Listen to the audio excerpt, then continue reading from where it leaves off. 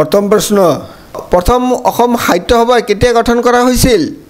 শুদ্ধ উত্তৰটো হ'ল 1917 চনত পৰৱৰ্তী প্ৰশ্ন ৰবীন্দ্ৰনাথ ঠাকুৰক নোবেল বঁটা কেতিয়া প্ৰদান কৰা হৈছিল শুদ্ধ উত্তৰটো হ'ল 1913 চনত পৰৱৰ্তী প্ৰশ্ন কোন বছৰত ৰাণী ভিক্টোৰিয়াক ভাৰতৰ সম্ৰাজ্ঞী কৰা হৈছিল শুদ্ধ উত্তৰটো হ'ল 1857 চনত পৰৱৰ্তী প্ৰশ্ন মুখ্য সতৰ্কতা আয়ুক্ত চিফ ভিজিলেন্স কমিশনাৰক কোনে নিযুক্তি দিয়ে শুদ্ধ উত্তৰটো হ'ল ৰাষ্ট্ৰপতিয়ে পৰৱৰ্তী প্ৰশ্ন বিশ্বত মুঠ কেইখন মহাদেশ অৱস্থিত শুদ্ধ উত্তৰটো হ'ল 7খন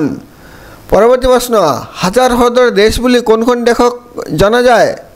শুদ্ধ উত্তৰটো হ'ল ফিনলেণ্ড পৰৱৰ্তী প্ৰশ্ন ৰাষ্ট্ৰীয়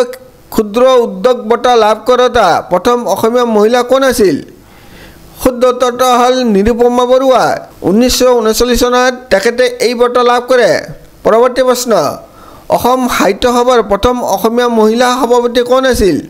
শুদ্ধ উত্তৰটো হ'ল নলিনীবালা দেৱী 1954 চনত তাই প্ৰথম সভাপতিত্বৰ দায়িত্ব লাভ কৰে পৰৱৰ্তী প্ৰশ্ন ব্ৰহ্মপুত্ৰৰ আটাইতকৈ ডাঙৰ উপনদীটো কি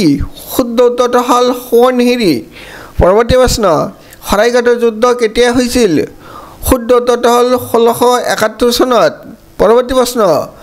আহোম ৰজা চুহুংমুঙে গ্ৰহণ কৰা হিন্দু নামটো কি আছিল শুদ্ধ উত্তৰটো হ'ল স্বৰ্গনাৰায়ণ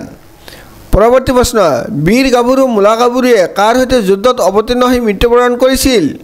শুদ্ধ উত্তৰটো হ'ল তুবাৰক খাঁৰ লগত যুদ্ধ কৰোঁতে তাইৰ মৃত্যু হৈছিল পৰৱৰ্তী প্ৰশ্ন মুখ্যমন্ত্ৰীয়ে কাৰ ওচৰত পদত্যাগ কৰে শুদ্ধ উত্তৰটো হ'ল ৰাজ্যপালৰ ওচৰত পদত্যাগ কৰে পৰৱৰ্তী প্ৰশ্ন